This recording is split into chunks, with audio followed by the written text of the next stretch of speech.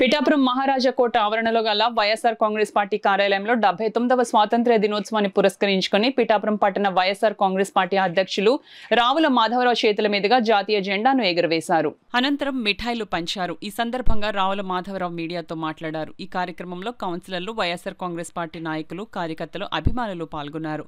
అదేవిధంగా పిఠాపురం మండలం విరవడ గ్రామ సచివాలయం వద్ద కూటమి నాయకుల ఆధ్వర్యంలో 79వ స్వాతంత్ర్య దినోత్సవ వేడుకలు ఘనంగా జరిగాయి. ఈ సందర్భంగా జాతీయ జెండాను ఎగురవేసి మిఠాయిలు పంచారు. పార్లమెంట్ సభ్యురాలు పిఠాపురం ఇన్ఛార్జ్ వంగ గీతా విశ్వనాథ్ గారికి, ఇక్కడికి వచ్చేసిన వైఎస్ఆర్ శ్రేణులందరికీ, పిఠాపురం నియోజకవర్గ ప్రజలందరికీ, వైఎస్ఆర్సీపీ కుటుంబ సభ్యులందరికీ, కార్యకర్తలకు, నాయకులకు మరి ఈరోజు ఇండిపెండెన్స్ డే శుభాకాంక్షలు.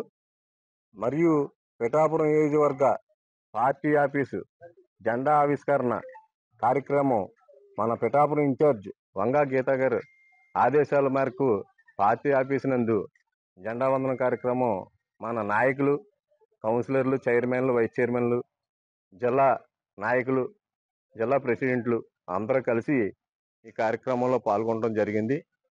మరి మహానుభావులు ఎంతోమంది కృషి వల్ల ఈ స్వతంత్రం మనకి రావడం జరిగింది.